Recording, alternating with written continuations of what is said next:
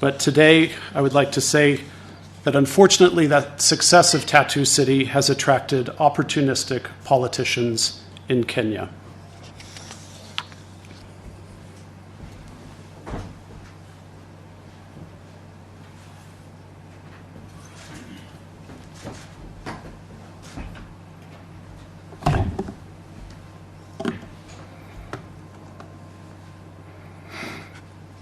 Today, we are blowing the whistle. We are blowing the whistle on extortion, an extortion attempt by the governor of Kiambu County, it's Governor WAMATANGI, and his aide, Salome Wainaina, who is the CEC member for Lands, Housing, Physical Planning, Municipal Administration, and Urban Development. Today, we strongly condemn Salome Wainaina and Governor WAMATANGI for attempting to extort foreign direct investors, international investors in Kenya, from New Zealand, the United States, United Kingdom, and Norway. These individuals here have held up for more than a year and a half the approval of Tatu City's new master plan. All the while, they try to seize 40 acres of land from Tatu City, including land for Governor WAMATANGI's residence. The value of the land they are trying to take from Tatu City is 4.3 billion shillings. That's about 33 million US dollars. United Kingdom, United States, and Norway, Tatu City is a pioneering special economic zone in Kenya. It has created more than 20,000 jobs, many of them for young Kenyans, in the last few years. Currently at Tatu City, nearly 30,000 people go to work every day. We are home to more than 2,000 affordable and mid-income apartments. We have public and private schools at Tatu City that educate more than 6,000 students every day. And we have 82 businesses, among them some of the leading Kenyan and international companies. More than 385 billion shillings of investment has been catalyzed by Tatu City. That includes some of the country's leading businesses and some of Africa's leading facilities. Notably, a new call center that employs 5,000 young Kenyans and will double in size to create 10,000 jobs in the next couple years. We also have cold storage and logistics facilities that are the best and largest in the region, and they contribute significantly to strengthening Kenya's food and medicine security. So, with those statistics, Tatu City is a major success, a major foreign direct investment in Kenya. But today, I would like to say that unfortunately, that success of Tatu City has attracted opportunistic politicians in Kenya. Today, we are blowing the whistle. We are blowing the whistle on extortion, an extortion attempt by the governor of Kiambu County, it's Governor WAMATANGI, and his aide, Salome Wainaina, who is the CEC member for Lands, Housing, Physical Planning, Municipal Administration, and Urban Development. Today, we strongly condemn Salome Wainaina and Governor WAMATANGI for attempting to extort foreign direct investors, international investors in Kenya, from New Zealand, the United States, United Kingdom, and Norway. These individuals here have held up for more than a year and a half the approval of Tatu City's new master plan. All the while, they try to seize 40 acres of land from Tatu City, including land for Governor WAMATANGI's residence. The value of the land they are trying to take from Tatu City is 4.3 billion shillings. That's about 33 million US dollars.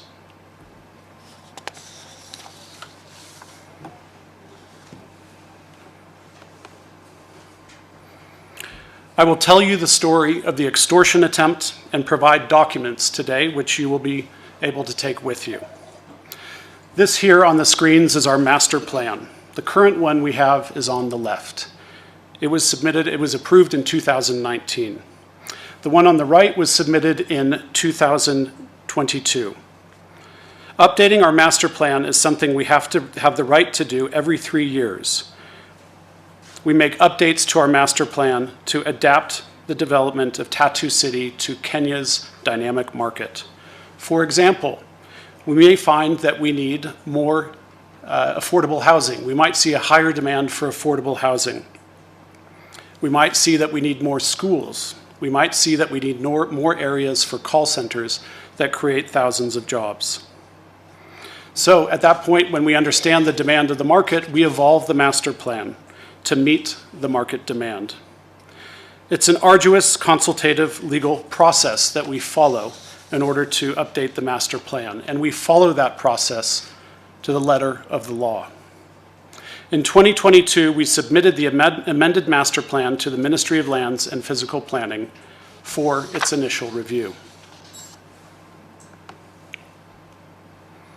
Following this submission, an elaborate process was undertaken, including multi-stakeholder interaction that was with national and county offices, as well as public participation. In this photo here, you can see one of our public participation meetings that was held at Tatu City as part of the approval process. All stakeholder feedback in this process was satisfactorily addressed in the master plan. And I will repeat that. All the stakeholder feedback that was received in this process was satisfactorily addressed in the amended master plan.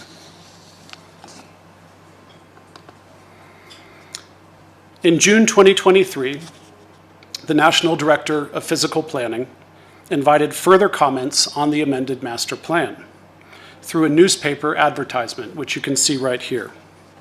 After a 60-day period without substantial feedback or any objection, the National Director of Physical Planning, prior to approving the new master plan for Tatu City, sought a letter of no objection from the Kiambu County government.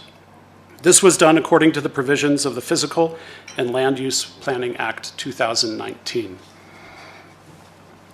This is also where Salome Wainaina and her boss, Governor WAMATANGI, they sought to usurp the national authority and control the master plan approval themselves. And they used it as an opportunity to extort Tatu City.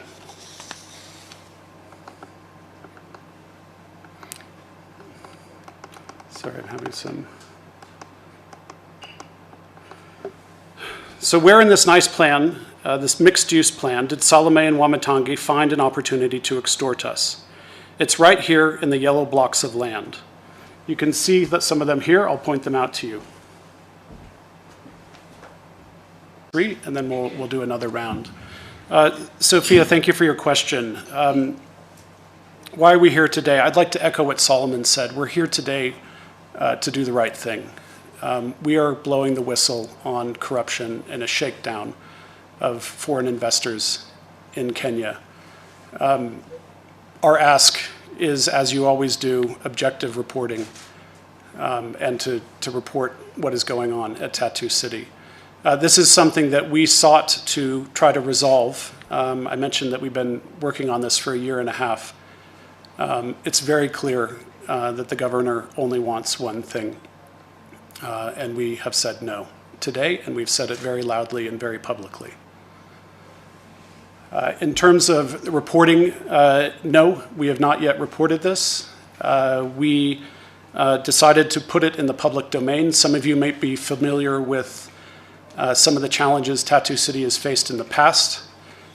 We feel that it's better to address them head on.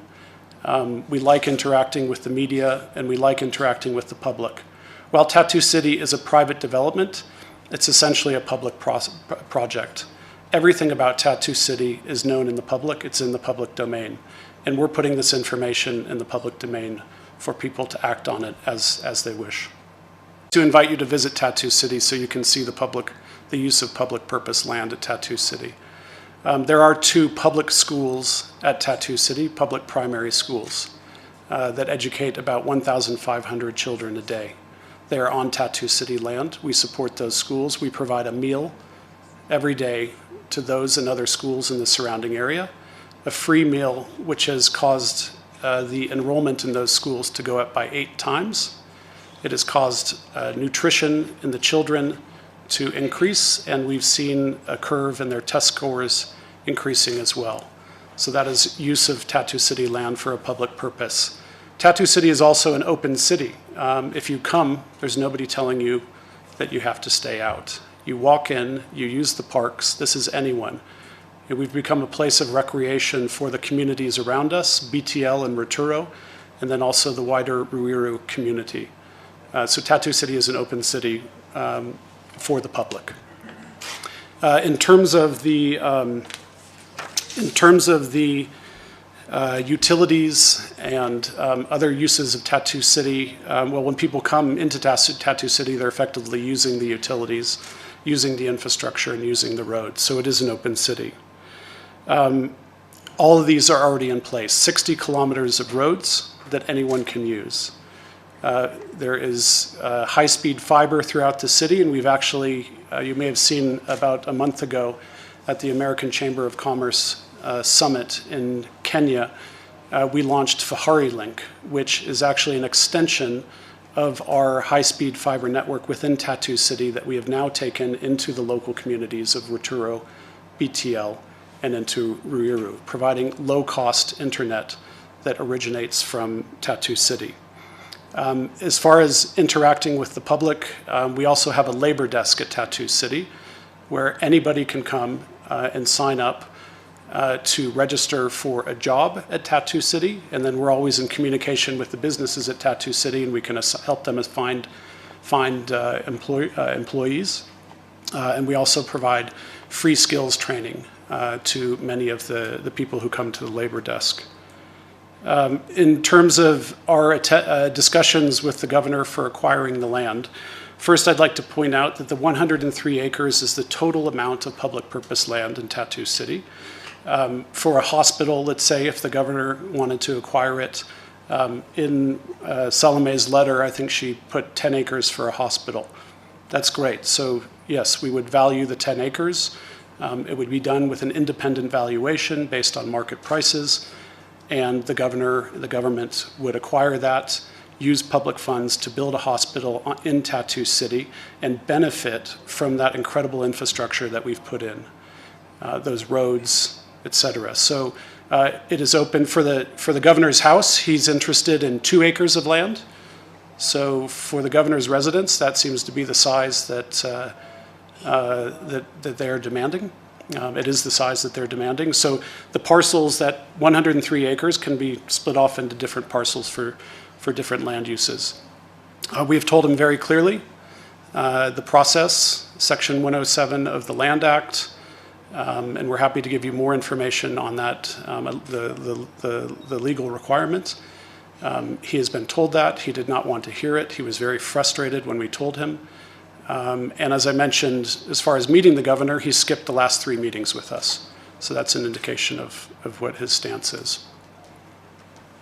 Just a clarification, Yep. please, on the question that I asked about Process outsourcing, those are call centers, ICT hubs, it's software engineering firms, and it is retail, people who want to do more retail at Tatu City. It's really the only formal retail in the area between Ruiru and Kiambu. There is office space that would come with the business process outsourcing, offices that also would need to be accommodated into the new master plan. The process is exactly the same for any governor, past and present, which is under the Land Act, the land has to be acquired for just and equitable compensation. So we don't have any agreement with any former governor, nothing at all. In terms of the maintenance of those facilities, when the government does purchase public purpose land from a private developer like us, the individual facility, let's say it's a hospital, county hospital, the government will be responsible for maintaining that hospital. But all the surrounding infrastructure, stormwater drainage, roads, ICT, that is what we do as the private developer. So the government is welcome into Tatu City as a private development. to put public purpose developments there, like schools and hospitals, as long as they follow the law and purchase the land. In terms of the question about the recent events in Kenya, very closely, and our condolences really go out to those who have lost their lives. In our case, we believe, and I think the numbers tell the story, that we are one of the largest locations of job creation in the entire country. There is nowhere else in Kenya where 5,000 jobs have been created in 18 months. Frequently you hear the government talk about manufacturing job creation, but what Tatu City has done with some very great international partners is establish the largest call center in East Africa in Tatu City. And those jobs, please come to Tatu City, because you will see people lining up every day, going into that building, getting trained for 2.5 weeks on campaigns, on applications, on ICT, in order to serve global clients from Tatu City. And that job creation is very real, and you see it happening every day. That's 5,000 jobs. So in terms of how we fit into the overall social environment, it's large-scale job creation. That job creation comes when domestic and foreign investors are able to do their thing, attract investment without interference, without delay, and without extortion by the government, in this case, the Kiambu County government.